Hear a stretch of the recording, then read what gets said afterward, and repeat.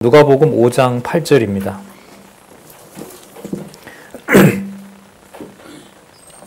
누가복음 5장 8절입니다. 제가 읽겠습니다. 시몬 베드로가 이를 보고 예수의 무릎 아래 엎드려 가로되 주여 나를 떠나소서 나는 죄인이로소이다 하니 이는 자기와 및 함께 있는 모든 사람이 고기 잡힌 것을 인하여 놀라고 세베대의 아들로서 시몬의 동업자인 야고보와 요한도 놀랐음이라. 예수께서 시몬에게 일러 가라사대 무서워 말라 이제 후로는 내가 사람을 취하리라 하시니 저희가 배들을 육지에 대고 모든 것을 버려두고 예수를 쫓으니라.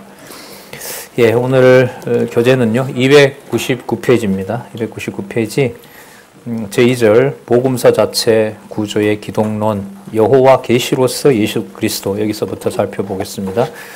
우리 목차를 한번 보시면은요 앞으로 한 2시간 남았을 텐데요. 오늘 하고 다음 주는 여러분 휴강이고요. 4월 첫 주에 아마 전체로 마칠 것 같은데요.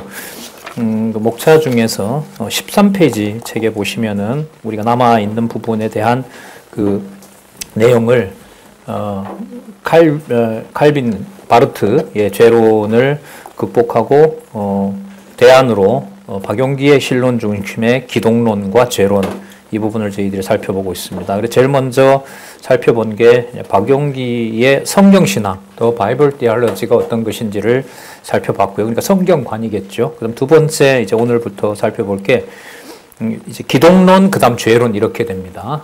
자, 그러면 기독론은 복음서 자체의 기독론을 이제 제가 살펴보려고 합니다. 그래서 먼저 그 목적은 어디에 있냐면 예수 그리스도 안에 하나님을 넣는 것이 아니라 여호와 계시로서 예수 그리스도 안에 여호와를 넣으면 안 된다는 거죠. 자, 여호와 계시로서 예수 그리스도 그걸 2절에서 살펴봤습니다.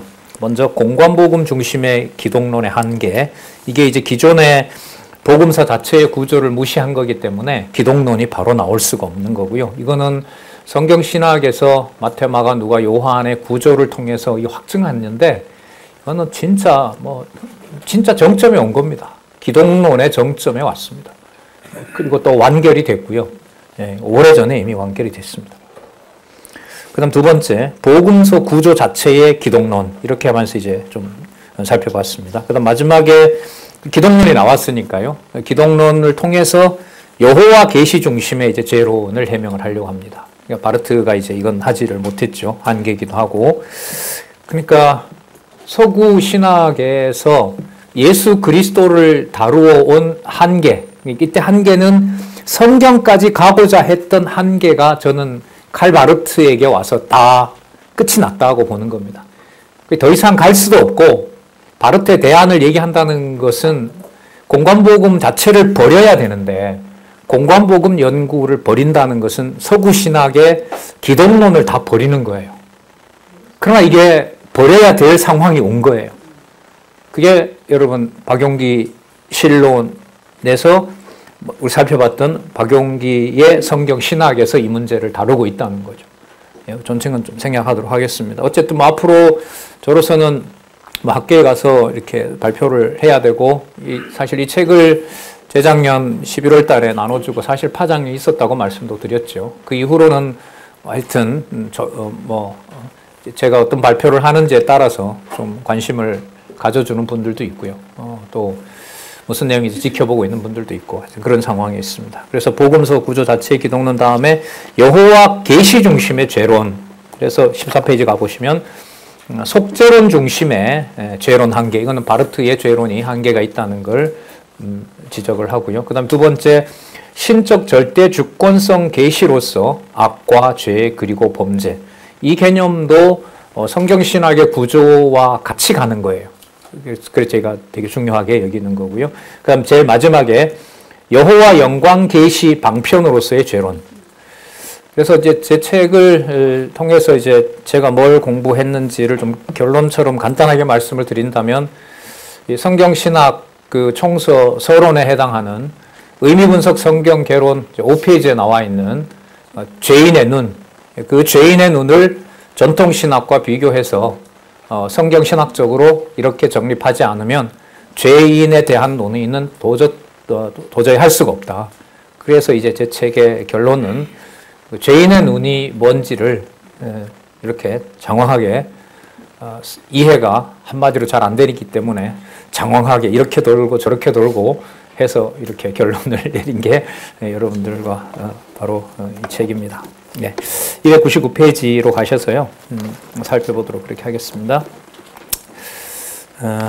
이 종교개혁 신학 전통에서도 구약과 신약의 관계를 그리스도 중심으로 보는 그런 해석들은 존재해 왔습니다. 문제는 그걸 성경의 구조를 통해서 어떻게 확증하느냐, 그건 없었던 거죠. 300페이지에 가시면은요, 그 각주 58번입니다.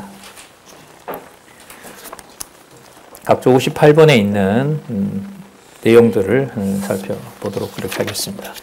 전통신학에서 이 신구약을 어떻게 봤는지요? 그 은혜 계약하고 관계해서 한번 보겠습니다. 바르트의 얘기인데요. 구약 성서적 계약은 예수 그리스도 안에서 새롭게 체결된 하나님과 모든 인간의 영원하고 보편적인 계약을 위한 단지 예시적이고 잠정적인 계약이다. 한마디로 말하면 구약 성서는 언약이긴 언약인데 누가 체결할 언약에 대한 계약에 대한 잠정적인 계약이다? 네, 다시 볼게요. 구약 성서의 계약은, 그러니까 이게 이제 번역 용어긴 하지만 일상적으로 하는 표현으로 보면 구약 성서에서 말하는 언약은 이런 말입니다. 언약은 예수 그리스도 안에서 새롭게 체결된 하나님과 모든 인간의 영원하고 보편적인 계약. 이게 이제 목적어죠. 예수 그리스도 안에서 새롭게 체결된 하나님과 모든 인간의 영원하고 보편적인 계약을 위한, 그 계약을 위한 거니까 이게 이제 나중에 나오는 거예요. 나중에 나오는 거고, 이걸 보여주기 위해서 보시면 어떻게 한 거라는 거죠. 단지 뭐하고 예시적이고 잠정적인 언약이다. 여러분, 예표로서의 모형과 그림자 많이 들어보셨죠? 이게 이 말이에요. 이걸 바르트가 이런 말을 해요. 그러니까 한 20년 전에 자주 말씀드렸습니다만 그때 말씀을 같이 들었던 선배들, 이 장안중앙교회 이제 선배들이신데 그 서너 명이 장로회 신학대학원 대학교에 갔죠. 그리고 바르트 수업을 들었죠. 바르트 시간에 이걸 들었어요. 창세전 영원한 은혜 언약이 누구에게도 있다? 바르트에도 있고 말씀 운동만 하는 게 아니다. 그런 주장이 나왔었죠. 그래서 아직 돌아오지 못하고 있습니다. 어디 가서 뭐 목회를 하시는지 모르겠지만, 뭐 저도 마찬가지입니다. 제가 만약에 그때 뭐 테이프 몇백 개 듣고 모든 신학 다 알았다고 아마 이렇게 해서 신학을 갔었다면, 제가 제 경험 말씀드렸잖아요. 89년도에 복학해서 신학과 과목 한 과목 들어서 바르트 한다기 때문에 얼마나 이제 흥분하고 들어갔어요. 거기 들어가서 이제 바르트 비판하려고 바르트 책을 샀는데 로마서를 처음서부터 성경을 따라가면서 설명을 해놓으니까, 그리고 예수 그리스도 중심으로 비판할 거리를 찾기가 쉽겠어요? 어렵겠어요? 어려웠어요. 사실 어려웠습니다. 묵혀두고 도대체 그럼 뭘 비판해야 되지? 그러니까 바르트에 대해서 막연하게 이제 그때 이제 총신 계열에서 나왔던 비판, 뭐 완전히 자유주의 신학자고 뭐 이런 어떤 그 바르트를 매도를 했어요. 그 정보를 가지고 바르트가 실제로 썼던 책을 읽어보니까 이게 아닌 거예요. 아닌 거예요. 근데 이제 지금은 상황이 많이 달라졌습니다. 그럼 뭘 비판해야 되지? 로마서 순서를 따라가면서 그 예수 그리스도 중심으로 해석을 하니까 창세전도 나오잖아요, 로마서에. 그죠? 그리고 의는 얼마나 많이 나옵니까? 그 다음에, 믿음은 오직 의인으로 말미암아 삼으리라. 이게 얼마나 많이 나와요. 그래서 지금 돌이켜보면, 그때 성경의 이 권위로 돌아오는 일이 없었으면, 그럼 저도 뭐 똑같이 바르트 제자가 됐겠죠. 바르트 책을 탐독하는 일이 벌어졌을 겁니다. 하여튼 의문은 계속 남았고요. 그래서 이제 저는 이렇게 보시는 것처럼 이렇게 고민을 하면서 풀어갖고 답을 얻었다고 생각을 합니다. 그리고 구약 성서에 대해서 이렇게 성경에 대해서 이런 성경관을 가지고 있습니다. 자, 그 다음에 보면 그렇기 때문에 옛 계약과 새 계약은 아브라함의 후손과 하나님의 그리스도인이 하나님의 동일한 계약 파트너라는 의미에서 옛 계약과 새 계약이라는 두 개의 형태를 가진다. 여기 하나님과 인간이 나오는 것은 이게 어디까지 거슬러 올라가냐면 우리 인류의 최초의 그 인류가 누구냐 하면 아담이죠. 그러니까 아담에게까지 거슬러 올라갑니다. 그러나 이제 창세기 1장 28절을 언약이라고 얘기하면서도 그게 부속사 쪽으로 제 기억으로는 이 바르트가 설명을 해요. 그러니까 기존에 있었던 어떤 그러한 문화 명령으로는 끌어가질 않아요. 이것만 해도 이 사람이 혁명적인 어떤 그 당시의 해석을 내어놓은 거죠. 뭐 서구는 전체 다 1장 28절을 서구의 어떤 지배 중심에 서구가 지배해야 된다는 신학적 전제를 가지고 특히 이제 네덜란드 신학에서 말씀드렸었잖아요. 전쟁하면서 그 근거 구절을 창세기 1장 28절을 쓴 거죠. 그래서 그렇게 무자비하게 약탈을 한 겁니다. 예. 자, 301페이지에 보시면은 300페이지 밑에서 두 번째 줄에 보면 구약과 신약의 상응관계에 대한 부분적이거나 다양한 해석들은 바르트 화해론에 와서 체계화된 구조로 드러납니다. 그래서 그 체계는 여러분 도표 지난번에 소개드렸고요. 301페이지 두 번째 줄에 보면 바르트는 구약과 신약에 나타난 하나님 사역의 구조 유비를 더욱 강조한다. 사역의 구조 유비란 구약이든 신약이든 계약과 성취를 해석학적 동일 원리로 강조한다는 거다. 그러니까 구약을 해석할 때도 무슨 관계로? 계약과 성취. 예, 우리가 일상 쓰는 말로는 언약과 성취로. 예. 자, 그 다음에 상호 근거 내지 상호 전방이라는 구약과 신약의 상관성은 이 바르트 얘기예요. 상위성 속에 동일성이 있고, 그러니까 구약에 뭐 다윗 사건도 있고 사울 사건도 있고 하잖아요. 그러니까 서로 다른 사건이잖아요. 하지만 그 다른 사건인데 그 속에는 뭐가 있다는 거예요? 동일한 게 있다는 거죠. 누가 동일하다는 거예요? 거기서 예수 그리스도 만나는 건 동일하다는 거예요. 과거에 우리 성경신학 그 선배 중에 하나 여러분 아시죠? 사복음서의 다양성과 통일성 그 개론을 정리해서 이제 쓴 글도 있었잖아요. 자, 그리고 비연속성 속에 뭐가 있다? 연속성이 있다는 거예요. 여러분 구약의 사건들이 보면 연속적으로 설명이 역사서는 어느 정도 된다고 하지만 나중에 선지서나 시가서에 가면 논리적인 어떤 연결성을 찾는 거 불가능합니다. 그게 나왔다면 성경신학이 나왔겠죠. 근데 이런 일이 불가능한 거예요. 그런데 이 칼바르트는 이제 구약이든 신약이든 간에 서로 다르지만 누구로 모아진다? 예수 그리스도로 모아진다. 그리고 비연속적이지만 누구를 넣으면 다 연결이 된다? 예수 그리스도 넣으면 연결이 된다는 거예요. 이까지 온 거예요. 끝까지. 이게 만약에 성경을 그대로 두고 이제까지 했던 사복음서 이것 갖고는 안 되고 이거 폐기 처분하고 있던 순서대로 마태복음부터 기독론을 전개를 하는 일이 바르트가 만약에 벌었다고 하면 뭐 어떤 방향으로 갔을지 모르죠. 그래서 저는 이 저자한테 그런 말씀을 가끔 드렸는데 보수 신학, 총신 계열의 신학을 한 것이 후배들한테 참 유익했습니다. 제가 이런 얘기를 많이 했습니다. 총신 계열의 이 신학이라는 것은 결국은 칼빈을 중심으로 해서 성경의 권위를 지키고자 했던 전통 속에서 기독론을 공부한 거거든요. 신론, 기독론 공부한 거고 그 기독론의 문제를 우리에게 좀 나이 좀 되신 우리 권사님이나 장로님들은 저기 대치동에 있을 때 그때 그 박영명 박사의 조직신학 서론에서부터 종말론까지 5박스인가요? 그거 신학 강의 있었잖아요. 그때 기독론을 비판하면서 이제 핵심 중에 핵심이고 또한 대안이 바로 마태, 마가, 누가, 요한을 그대로 직임에서부터 본성까지 진짜 혁명적이었죠. 그 바탕이 안 됐으면 이 바르트를 감히 뭐 이렇게 건들 수가 있었겠습니까? 그 뜻을 완전히 벗어나야 되고 벗어나서도 단지 던져버리는 게 아니라 성경을 주석을 하면서 신학 이론을 정립했기 때문에 다 틀렸다라고 할 수가 없는 거예요. 들으셨던 것처럼 창세전 은혜 언약도 나와버렸고 오늘 여기 보시면 구약의 모든 사건이 누구에 대해서 연결이 된다? 그리스도에 대해서. 다양하고 다른 것 같으면 다 연결이 된다. 누구를 갖다 넣으면? 그리스도를 넣으면. 이런 신학 주석을 바르트가 창세기부터 계시록까지 주석은 안 했어요. 이 사람은 신학자이기 때문에. 여러분 서구 전통은요. 주석을 하는 사람과 신학자는 완전히 구분이 됩니다.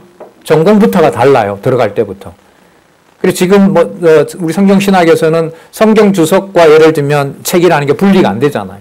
예를 들면 기독교 가치론 이제 곧 나올 텐데 기독교 가치론을 성경 신학 총서와 구분이 될까요? 안 될까요?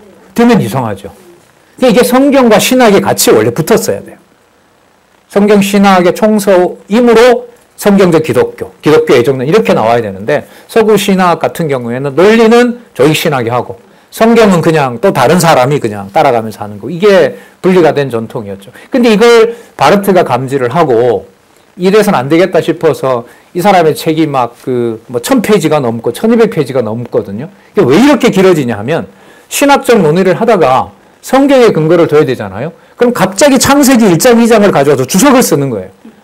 그러니까 이 내용은 신학을 전개하는 내용은 한두 페이지인데 거기에 성경적 근거를 부분적으로 대지 않고 전체 어떤 스토리를 중심으로 근거를 제시하려고 하다 보니까 창세기 1장에 대한 주석 전체가 나오고요.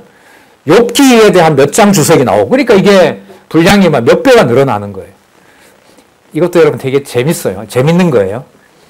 이 성경 강론 여러분 보고 계시는 그 박용규 목사님의 성경 강론 전집은 아주 짜임새가 있고 그 어떤 한 구절을 예를 들면 6, 7줄을 넘지 않습니다.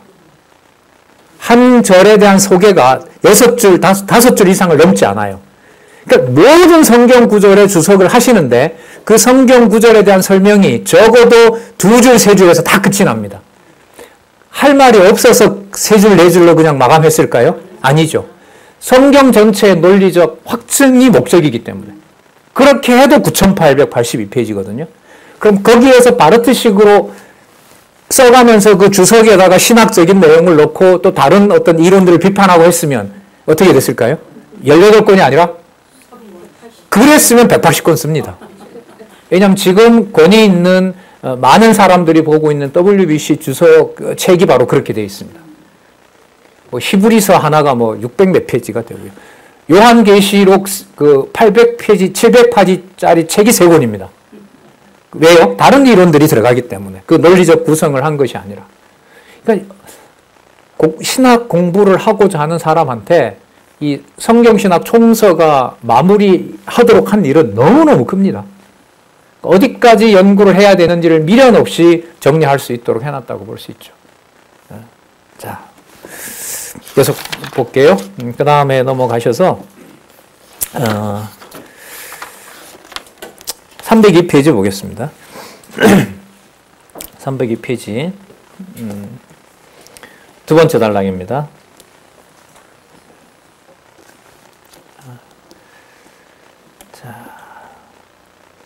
체계화된 화해론의 도식은 분명 논리적 구조다. 하지만 동시에 이 도식은 닫힌 체계로 어떤 주제 하나라도 그 도식에서 빠져나오면 전체 구조가 한순간 모두 무너지는 한계를 갖는다. 우리 그 표 지난번 보여드렸잖아요. 근데 거기에 하나가 문제가 되면 나머지 구조가 어떻게 돼요? 다 문제가 돼요. 여러분 이게 도표의 논리가 가지고 있는 유용함이자 위험성입니다. 그런 비유를 제가 드렸던 거죠. 9882페이지 중에 적어도 한 페이지는 모르겠어요. 사람의 실수도 있으니까.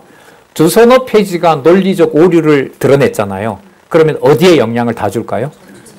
이게 여러분 논리라는 거예요.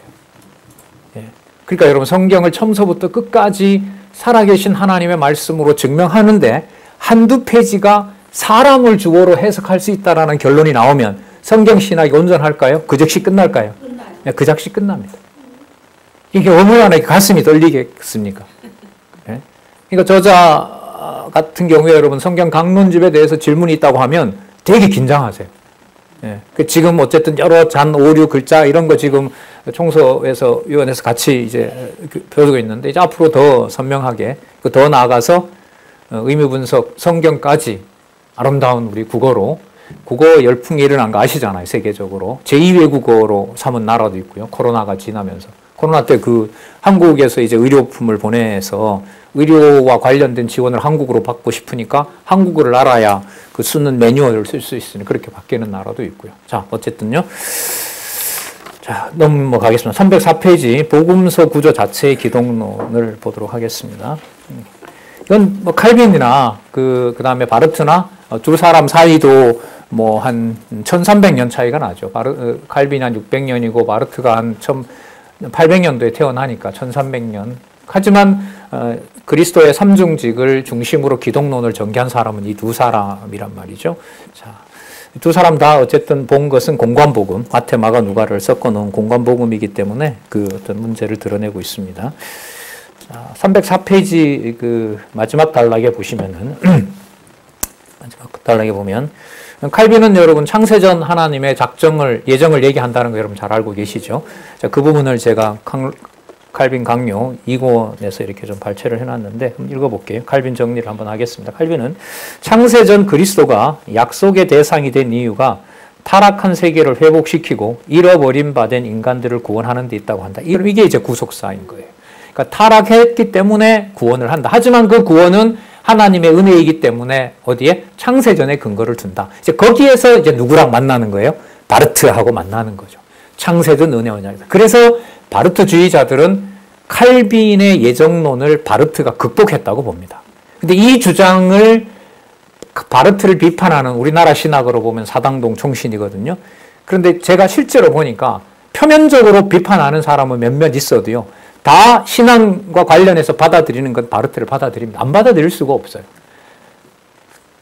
칼빈이 얘기했던 부분들을 성도, 사람들과 관련해서 신학적으로 더 설득력 있게 전개하도록 바르트가 전개를 했기 때문에 바르트의 상징적인 의미에서 제자가 안 되면은 현대의 보수신학이라는 걸 유지하기가 어렵습니다. 하지만 대외적으로 선포할 때는 바르트의 기독론을 가지고 그리스도 중심으로 몰아간 건 이거는 이제 큰 문제가 있다 이렇게 얘기를 하지만 실제로 해석하는 내용을 들어보면 저 해석이 바르트 얘기라는 부분이 드러나는 겁니다. 저는 연말에 제가 학회에 가서도 고신측 대학 고려신학교를 세운 바로 그 창립자가 제가 깜짝 놀랐는데 미국의 화란에 가서 칼빈주의를 공부하러 갔는데 어디에 빠져요? 50몇 년도거든요. 50년대 중반에 바르트에 빠집니다. 그 말은 네덜란드든 미국의 개혁신학이든 누구 걸 이미 받아들이고 있다는 거예요? 바르트를 받아들이고 있다는 거죠. 그래서 그만큼 설득력이 있다는 거예요.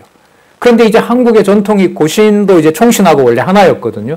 거기에서 칼 바르트를 개방을 할 수가 없어요. 왜냐하면 70년대 초반 상황이 총신에서는 칼 바르트는 그야말로 자유주의자로 얘기를 했어요. 이게 진짜 정보의 어떻게 보면 무식함이죠. 바르트는 자유주의를 극복한 신학자입니다. 그리고 개혁주의로 칼빈이 짚지 못했던 부분을 짚었다. 이건 누구나 다 인정을 해요. 특히 뭐에서? 창세전 은혜 언약은 칼빈보다가 더 명확하다. 이게 이제 바르트에 대한 평가거든요. 자, 그러니까 이런 면에서 보면 공관복음으로 묶여있지 않았다면 그야말로 신약의 이런 패턴이나 이런 것들이 많이 다르게 어떻게 보면 변할 수가 있었겠죠. 그래서 이걸 보면서 참 하나님의 이 섭리가 성경 권위를 중심으로 한 하나님의 섭리가 진짜 묘하고 아주 찰나죠. 순간적이죠.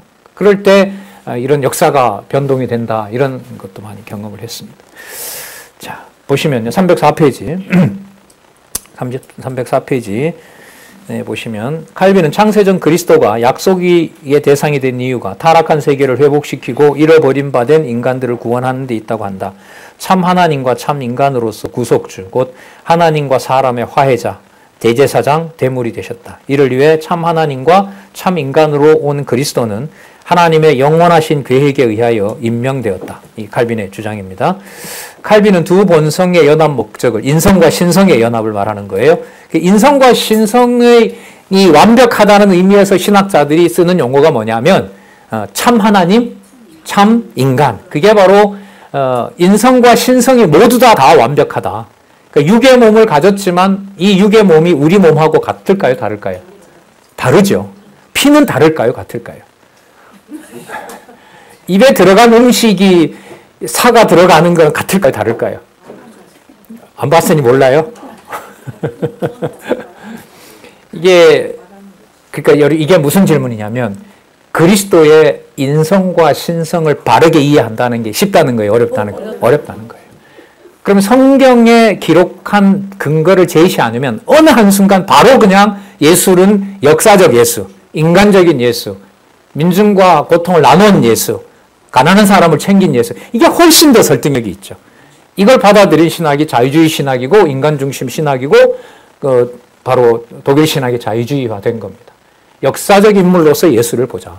부활은 그냥 우리의 힘겨운 삶을 극복해 줄 수 있는 바로 메시지로 그게 사실이든 아니든 따지지 말고 예수의 그런 행동을 통해서 자신의 죽음을 내어주는 그 사건으로 보자. 이게 독일 신학이 그냥 자유주의로 끝을 내버린 거죠.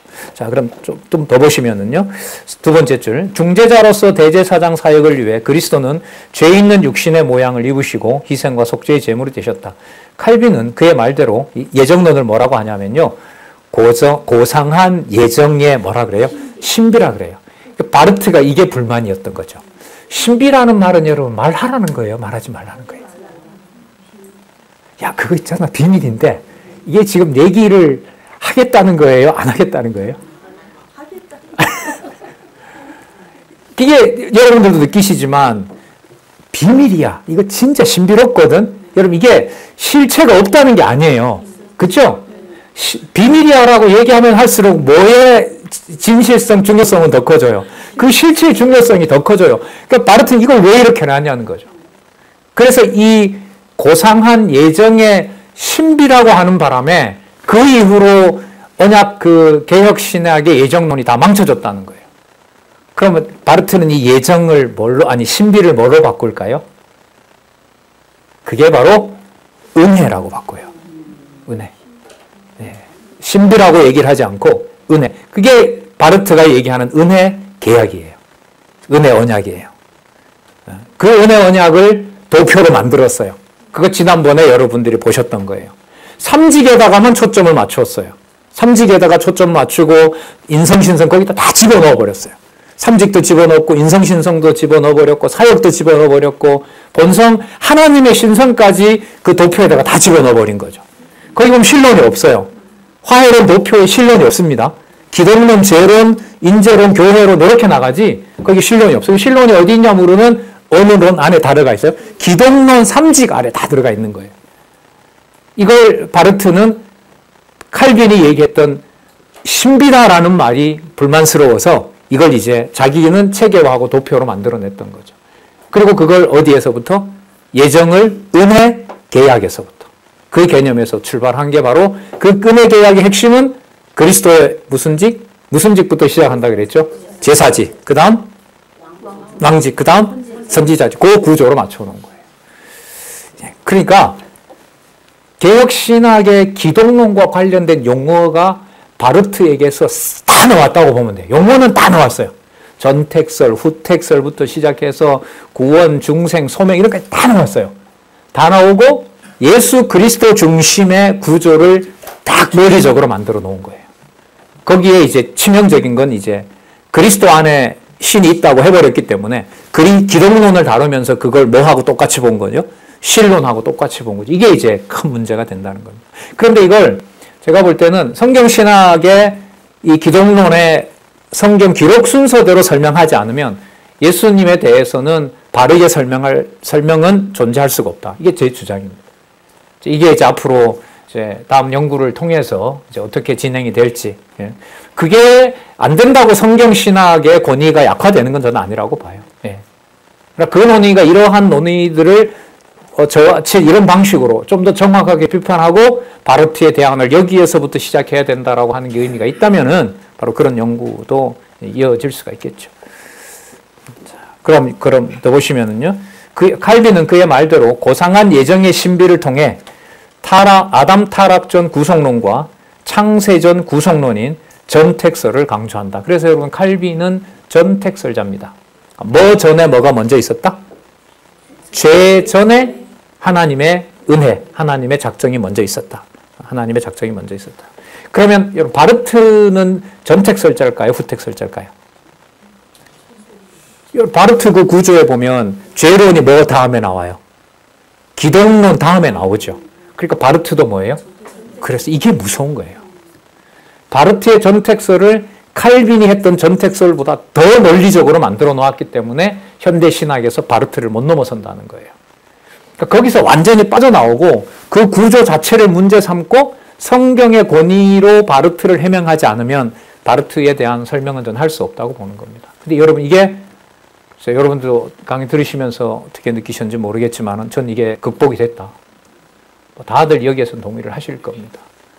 마태, 마가, 누가, 요한의 그 순서를 그대로 확증해 주는 거. 그러니까 여러분 그 부분뿐만 아니라 성경 개론의 구조에 손을 댈 때 굉장히 우리는 이제 민감하고 우리 지난번 김규현 목사의 그 구조가 이렇게 막과 장으로 8막 13장으로 이렇게 진짜 막장 이렇게 막과 장으로 그렇게 그 신약과 구약의 구조마저도 다 해체시키고 뭐 내용까지는 아니지만 그 서너 단계 거기에 대해서 여러분과 같이 얼마나 큰 문제이고 성경 신학에 대한 왜곡인지 우리가 짚어봤죠. 자, 보겠습니다. 306페이지에 가시면은요. 칼빈은 계속해서 이 창세전 그리스도의 언약을 강조 안 할 수가 없어요. 특히 에베소서 1장 3절에서부터 찬송하리로다의 순서가 어떻게 되어 있냐면 성부 하나님의 예정, 그다음 뭐예요?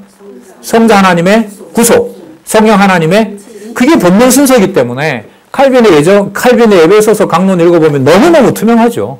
그거 벗어날 수 없는 거니까. 자, 그런 면에서 여기 306페이지 보시면은 첫 번째 줄에 그리스도에 대해 칼빈이 신성과 영원한 본질로서 영원 전부터 하나님의 아들이심을 강조하기 위해, 이건 칼빈의 말입니다.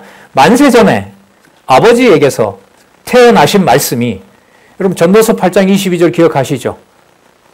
산이 만들어지기 전, 바다가 만들어지기 전에 아버지가 여호와께서 나를 뭐 했다? 낳았다. 그걸 3번이나 나와요. 칼빈이 이걸 쓰는 겁니다. 예. 만세전에 아버지에게서 태어나신 말씀이 위격적 연합 가운데, 여러분 위격적 연합은 성부와 성자를 여러분 위격이라 그럽니다. 그러면 창세전에 그리스도 안에서 하나님께서 우리를 택했다고 했을 때 아버지와 아들이 분리가 될까요? 안 될까요?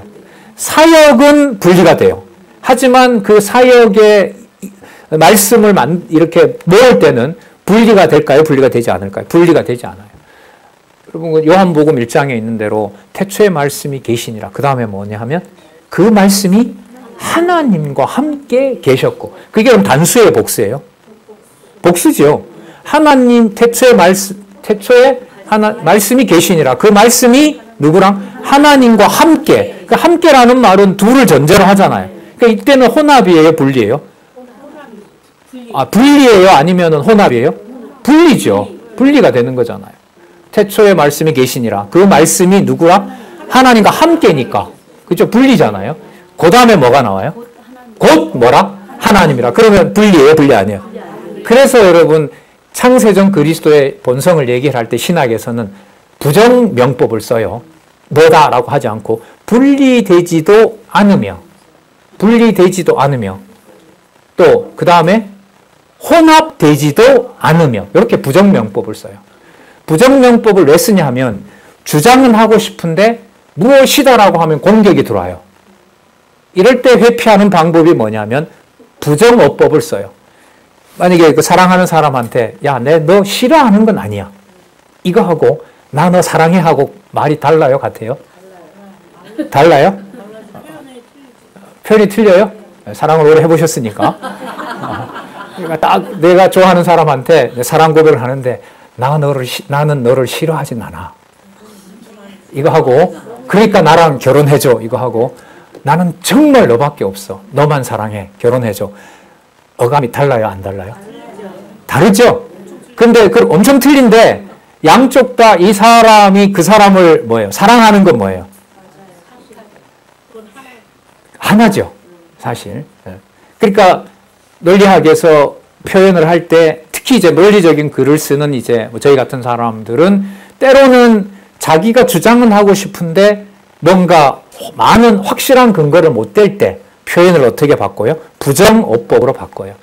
이걸 여러분 신학에서 아주 중요한 방법이라고 얘기를 합니다. 그래서 무엇이다라는 긍정문으로 얘기하지 않고 하나님을 소개할 때 하나님은 계시지 않는 곳이 없다. 이렇게 표현해요. 그러니까 하나님이 모든 곳에 다 계신다고 하는 것하고 하나님이 계시지 않는 곳은 없다라고 했을 때 의미는 같더라도 말하는 사람의 부담은 어디에나 다 있다라고 하는 것하고 없는 것이 없다라고 했을 때 말하는 사람은 책임을 피하기가 쉬워요. 그래서 논리적 글쓰기에서 같은 의미라 하더라도 결론에 가서 부정적인 어법으로 글을 쓰면 이제까지 했던 게 모두가 다 사라져 버리는 거죠. 예. 자, 어쨌든 이 칼빈의 경우를 좀 더 보면 여기 다시 한번 볼게요. 만세 전에 아버지께서 태어나신 말씀이 위격격 연합 가운데 무엇을 취했다? 인성을 취하셨다. 이 취했다는 말도 되게 중요합니다. 취했다라는 게 무너져 버리면 이 땅에 온 예수님의 인성과 신성이 뭐가 돼요? 동등한 일이 벌어져요. 여러분 성경 신학에서는 요한복음에 가면 인성이라는 말을 써요. 신성이라는 말 속에 다 넣어요. 이 땅에 온 사건도 전부 어디에 넣어요? 신성으로 풀어야 돼요. 성경 신학에서는. 그럼 신성으로 풀 때 왜 그게 신성이냐는 게 누가복음하고 마가복음을 빼고 설명이 될까요? 안 될까? 절대로 안 돼요. 이게 다른 방법이 없어요. 이 성경에 나타난 예수님을 바로 이해하는 이른바 기독론에 대한 바른 정립은 성경의 복음서 구조를 놓고는 생각할 수가 없어요. 그리고 실제로요, 우리 성경신학을 같이 공부하시는 이제 입장에서 하나 말씀을 드리면은, 사도행전, 특히 이제 교리적인 부분이 나오는 로마서에서부터 요한계시록까지, 뭐 계시록은 또 이제 계시록 앞으로 예언서라고 하니까요. 유다 1, 2, 3석, 유다서까지 나타나는 그 예수님이라는 용어가 수없이 나오잖아요. 그 예수님에 대한 수없이 많은 용어가 나올 때 마태, 마가, 누가, 요한의 직임, 신분, 사역, 본성이라고 하는 그 내용이 얼마만큼 명확하게 이해가 되느냐에 따라서 성경 본문 내에 예수 그리스도라는 이름이 나올 때 앞부분의 이해가 좌우하더라고요. 그냥 예수 그리스도가 구속주로 오셨다는 내용을 어느 본문에서 예를 들면 읽었어요. 데살로니가 전서에서 예수님께서 구원하러 오셨다는 걸 읽었잖아요. 그럼 이게 구속주로 오셨다는 사실을 직임과 관련해서 또 신분과 관련해서 또 사역과 관련해서 더 나아가서 본성과 관련해서 본성 부분을 강조하면 이 땅에 온 그리스도의 사역이 전부 어디로 초점이 맞춰져요? 하늘로 맞춰지죠. 그런데 그게 흐려지잖아요. 그러면 예수께서 이 땅에 오셔서 우리를 위한 피 흘리는 데 초점이 맞춰져요. 이 피 흘리는 데 초점을 맞추면서 그리스도의 신성을 흐려놓는 신학이 바르트의 기독론입니다. 그러니까 창세전은 얘기를 하게 되면 또 관념적이게 돼요. 그래서 이 사람을 이제 가련설자라고 비판도 하게 되거든요. 제가 봤을 때 다른 방법이 없어요. 그래서 그리스도에 대한 그 마태, 마가, 누가, 요한의 이 구조는 보통 사건이야. 어쨌든 끝이 나버렸어요. 제가 볼 때는. 예수 그리스도에 대한 논의를 이런 기록의 이 순서대로 이해하는 거. 여기서 바르트가 남겨놨던 기록이 끝났다. 이게 제일 마지막 페이지에 바르트가 그런 예언과 기도를 하면서 이제 죽거든요. 그건 이제 나중에 결론적으로 한번 또 확인해 보고요. 307페이지 한번 가셔서 보면, 306페이지 두 번째 단락, 두 번째 줄 볼게요. 바르트의 화해론 구조는 제사장직, 왕직, 선지자직의 순서인 반면 칼빈은 뭐부터예요? 왕직 나와요. 왕직, 선지자직, 제사장 순서로 설명한다. 칼빈의 이러한 삼중직의 구원사역은 바르트만큼 논리적 연관성을 강조하지는 않는다. 우선 삼중직을 강조한 칼빈의 설명을 보면 다음과 같다. 이게 칼빈 설명이에요. 칼빈이 처음으로 이 삼직을 거론했어요. 네. 그리스도는 특히 그의 뭐와 관련해서 왕직과 연관해서 그리고 그 왕직 때문에 메시아로 불렸다고 알고 있다. 그건 잘못 알은 거죠. 칼빈 비판해야죠. 그럼 마태복음 처음이 왕직이냐? 왕직이에요? 아니죠. 예수님이 입을 뗐을 때 그 팔복과 관련된 내용이 그게 왕직은 아니거든요. 바로 이게 문제가 되는 겁니다. 자, 그리스도는 특히 그의 왕직과 연관하여 그리고 그의 왕직 때문에 메시아로 불렸다고 알고 있다. 그렇지만 그가 선지자로서 그리고 제사장으로서 기름을 받았다는 것은 분명한 사실이며 우리는 그것을 뭐한다? 무시해서는 안 된다. 그로부터 1400년 후가 지나면 1300년 후에 칼 바르트가 이걸 가지고 보세요. 칼빈 선생님. 왕직으로부터 시작하면 안 됩니다. 무슨 직부터? 제사장 직부터 써야 됩니다. 우리는 닥터 바르트 내가 한마디 하겠는데 제사장 직부터가 아니고 당신의 삼직직은 그리고 마태복음에 국한된 거다. 마가, 누가, 요한의 내용은 당신이 반영하지 못하고 있다. 그래서 이제 대안을 제시할 수가 있겠죠. 칼빈은 또 이렇게 말을 하고요. 이걸 가지고 체계적으로 설명하지는 못했습니다. 그걸 이제 칼빈이, 바르트가 나중에 하게 됐죠. 이 두 사람 다 어쨌든 뭘 가지고 한다? 예, 공관복음. 마태, 마가, 누가, 요한을 섞어 놓은 거. 그래서 서구 신학을 성경 신학이 극복한다고 할 때요. 여러분들이 누구에게 만약 소개할 때 여러분들이 공부한 내용을 가지고 설득력 있게 얘기한다면 기존의 기독론은 단순하게 말하면 예수님을 예수님으로 설명을 제대로 못한 게 기독론의 한계인 거죠. 말이 뭐 기독론 이런 거지. 그러면 성경 신학에서 예수님을 예수님으로 얘기하는 것은 서구 신학의 영향을 받은 바로 한국의 개혁 신학이나 보수 신학도 마태, 마가, 누가를 섞어 놓은 공관복음에서 예수님을 봤기 때문에 성경의 권위를 건드렸기 때문에 예수님에 대해서 바로 얘기할 수 없는 거다. 그게 여러분 정답인 거죠. 그 마태, 마가, 누가, 요한의 내용이 논리적으로 그게 성경의 구조를 보여주고 있냐? 그렇다. 그게 어디 있느냐? 여기 있다. 뭐 예수님의 이렇게 믿든 저렇게 믿든 상관없이 그냥 신앙생활하는 사람에게는 별 의미가 없겠죠. 하지만 도대체 이 예수가 나와 무슨 관계가 있느냐라고 고민하는 사람에게는 진짜 뭐 복음이죠. 진짜 대박이죠, 이 사람에게. 자, 그다음에 그래서 복음서 자체의 기독론 내용의 상위성과 의미의 동일성을 이제 좀 얘기를 한 거고요. 그다음에 309페이지에 가시면 제목 한번 볼게요. 구약과 신약의 논리적 일관성과 구조적 통일성, 복음서 구조와 기독론의 토대. 이걸 이제 그 박용기의 성경신학에 대해서 인용을 하면서 설명을 했던 겁니다. 두 번째 줄에 보시면 성경신학 같이 공부하시는 여러분들은 잘 아시겠지만은요. 구약은 여호와의 그리스도 언약이며. 자, 여기에 그리스도가 들어가 있죠. 그리스도 앞에 수식어가 뭐가 들어가 있죠? 여호와가 들어가 있죠. 그럼 이 말 속에 바르트와 칼빈이 얘기했던 기독론을 들어가면서 기독론의 수식어가 뭐가 되고 신론이 되는 거기 때문에 여기에 이 단어로 전통적인 기독론을 전부 극복할 수 있는 개념이다. 이렇게 소개할 수가 있겠죠. 구약은 여호와의 그리스도 언약이며 신약은 여호와의 그리스도 성취다. 더 간단히 정리하면 구약은 여호와의 언약, 신약은 그리스도 성취다. 여러분들 잘 아실 겁니다. 자, 그 다음에 이 성경신학과 관련해서는 이 듣고 계신 이제 여러분들이 많이 알고 계시는 내용이기 때문에 상세하게 설명하지는 않겠습니다.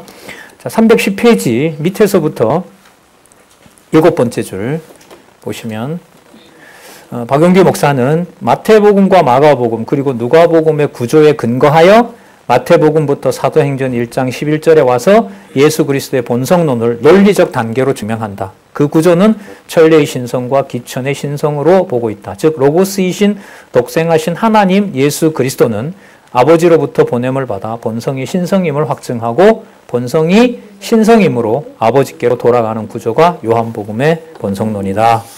311페이지에 그 인용을 한번 보시면은요. 넘어가겠습니다. 이 부분도 중요하죠. 311페이지 보겠습니다. 아까 여호와의 메시아 언약이니까 여호와의 의미를 박용기의 성경신학은 어떻게 기독론과 연관시키느냐 그게 나왔기 때문에 311페이지 인용 밑에서부터 세 번째 줄 읽어볼게요. 하나님께서 계시하신 목적은 영원하신 하나님의 존재와 속성의 영광을 선포하실 뿐만 아니라 첫 아담에게 수립한 언약대로 만물을 그리스도의 발 아래 복종케 하심으로 택자들이 예수가 그리스도이심을 믿음으로 하나님이 언약대로 성취하시는 여호와이심을 깨달아 알고 경외하며 섬기게 하시려는 데 목적이 있다. 자, 무슨 개념 다 들어가 있습니까? 여호와와 또 누구? 예수 그리스도 개념이 여기에 전부 들어가 있죠. 자, 그 다음에 밑에 보시면은 바르트가 화해론의 기초로 삼은 제사장직, 왕직, 선지직의 구조와 비교해 볼 때 박용기의 여호와 계시 중심의 기독론, 곧 복음서 구조 자체에 나타난 기독론은 성경 전체의 권위에 철저히 바탕을 둔 여호와 존재 계시 중심의 신론 중심의 기독론이라고 할 수 있다. 이러한 기독론 전개 방법은 신론과 기독론을 분리하지 않으면서 신론의 깊이와 예언을 더욱 확장하며 성경 처음부터 마지막까지 기독론 중심과 신론 중심의 조화와 긴장을 유지하면서 신론 주제의 선명성을 극대화하는 매우 독창적인 주석 방법론이며 신학 전개 방법론이라고 할 수가 있다. 그 밑에 인용한 한번 볼까요? 이상과 같이 이 성경 강론 마지막에 나오는 부분이죠. 거의 여호와 하나님께서 언약대로 성취해 주시는 목적은 영원하신 하나님의 존재와 속성의 영광을 선포하실 뿐만 아니라 언약 백성으로 하여금 언약대로 보내신 예수님이 그리스도이심을 확실히 믿을 수 있게 하심으로 하나님이 언약대로 성취하시는 여호와이심을 깨달아 알고 그를 경외하며 섬기면서 영원토록 찬양케 하시려는 데 있다. 자, 그리고 여기에서 이제 주석을 다 설명을 제가 설명을 할 수가 없어서 이 여호와 중심의 기독론을 설명할 수 있다는 의미에서 언약과 성취 섭리도를 제가 해설을 좀 했습니다. 그걸 읽고요. 이번 시간 마치도록 하겠습니다. 314페이지에 보시면 313페이지 위에서부터 보겠습니다. 자, 언약과 성취 섭리도고요. 자, 밑에서부터 네 번째 줄 313페이지 여호와의 존재와 속성의 영광 계시를 목적으로 기록한 하나님의 말씀 성경은 3천여 가지 이상의 기록 내용에서 비록 사본상 내용이나 번역에 오류가 있다고 하더라도 의미론적 측면에서 볼 때 하나님의 존재 확증과 관련된 그 진정성을 의심받을 만한 결정적 오류가 없다고 보는 것이 박용기의 성경관이다. 자, 한 도표를 설명을 하겠습니다. 쭉 읽고 마치겠습니다. 바깥 동그라미부터 기독론으로 좁히면서 설명하고자 한다. 시간을 초월한 영존이신 하나님은 자신의 기쁘신 뜻대로 영원 천국에서 언약과 성취를 확정했다. 천상의 영원적 언약 성취. 그런데 박용기 목사는 이러한 영원적 언약 성취 섭리가 인간의 구원을 목표로 하고 있다는 전통 구속사적 관점을 비판한다. 구속은 단지 표에서 보듯이 하나님의 존재와 속성의 영관 선포의 과정이며 여호와 계시가 궁극적인 목적이다. 그래서 이 성경과는 신론 중심의 하나님의 존재 확증과 그 영광 선포라는 대전제를 강조하고 있다. 이러한 여호와 계시 중심의 영원적 언약 성취에 따라 안쪽으로 이제 두 번째 동그라미 창조와 심판의 시간 역사의 세계를 그리스도의 언약과 그리스도의 성취의 섭리가 지배한다. 이런 점에서 보면 박용기 목사는 복음서에 집중적으로 기독론이 등장한다고 하더라도 기독론은 구약과 신약에서 모든 근거를 확보하고 있다고 열어준다. 표에서 보듯이 구약도 언약과 성취 섭리 구조이며 신약도 언약 성취 섭리 구조다. 언약 성취 섭리 구조에서는 첫 아담은 에덴 동산의 언약을 받아 상실한 자고 마지막 아담 예수 그리스도는 상실한 에덴 동산을 회복한다. 이렇게 보면 기독론의 적용 범위는 도표에서 보듯이 단지 신약의 성취 안에만 자리 잡은 예수 언약에만 한정되지 않는다. 명제로만 보면 바르트의 기독론 집중의 신학도 이 도표는 포함하고 있다고 본다. 그러니까 아까 말씀드린 대로 바르트가 신학을 성경 주석을 통해서 기독론을 얘기하는 부분을 다 틀렸다고 할 수가 없잖아요. 그런데 그걸 큰 틀 안에서 이 부분을 녹여내야 되는 거예요. 이게 성경적인 주석이 맞다면은 예수님에 대한 설명이 맞다면 거기서 끝나게 되면 무슨 중심으로 가게 돼요? 기독론 중심으로 간단 말이죠. 자, 그런 맥락에서 지금 설명을 하고 있습니다. 명제로만 보면 바르트의 기독론 중심의 신학도 이 도표는 포함하고 있다고 본다. 여호와의 그리스도 중심 안에 위치한 예수 언약은 앞에서 설명한 마태, 마가, 누가, 요한복음에서부터 사도행전 1장 11절에 직임, 신분, 사역, 본성의 구조를 포함하며 이는 사도행전 1장 12절부터 요한계시록 22장까지의 근거가 된다. 그러면 복음서와 이후의 내용도 구약처럼 언약과 성취 섭리의 구조를 이룬다. 이러한 점이 여호와 계시 중심의 기독론 정립을 위해 유의미한 것은 바르트가 화해론을 기독론, 죄론, 구원론, 교회론, 개인신학론으로 구성하는데 이 구조는 성경 자체의 신적 권위를 확정하지 못하고 여호와 하나님의 계시로서 신학의 본래 주제를 확립하지 못했던 전통신학의 한계를 바르트도 결코 벗어날 수 없다는 점을 비판할 수 있는 논거가 되기 때문이다. 나아가 비판 논거뿐 아니라 성경의 논리적 일관성과 구조의 통일성을 바탕으로 여호와 하나님의 영광 선포라는 신학 주제의 단일성과 그 의미의 단순성을 확정할 수 있기 때문이다. 복음서의 주제가 이 땅에 성육신하신 로고스의 본체인 그리스도의 직임과 신분, 사역과 본성이라면 기독론의 확증은 기독론의 부각으로 끝나는 것이 아니라 신론, 즉 영원적 언약 성취로 하늘에서 이루어진 뜻대로 언약하시고 오직 자신의 능력으로만 성취하시는 여호와 하나님의 계시 영광을 그만큼 더 확정하도록 한다. 그래서 그 다음은 이제 마태복음에 나타난 삼종직을 바르트를 비판하면서 설명을 했습니다. 예, 시간이 좀 지났는데요. 다음 남아있는 한 시간에 전체적으로 다 정리하면서 죄론에 대한 강의는 마무리하도록 하겠습니다. 4월 첫째 주에 뵙도록 하겠습니다. 기도하겠습니다. 하나님 아버지 감사합니다. 여호와 중심의 하나님 중심의 바른 신론을 가질 수 있도록 하나님 너무나 놀라운 지혜를 허락해 주셨고 귀한 우리 신앙의 선배의 연구를 통해 이렇게 성령께서 강권하셔서 한 글자라도 한 사건이라도 오직 하나님 중심으로 이해할 수 있는 놀라운 은총의 자리에 저희들을 초대해 주셔서 감사드립니다. 더욱더욱 진리만 사랑하는 귀한 지체들, 동력자들로 보호해 주시옵소서. 예수님의 이름으로 기도드렸습니다. 아멘.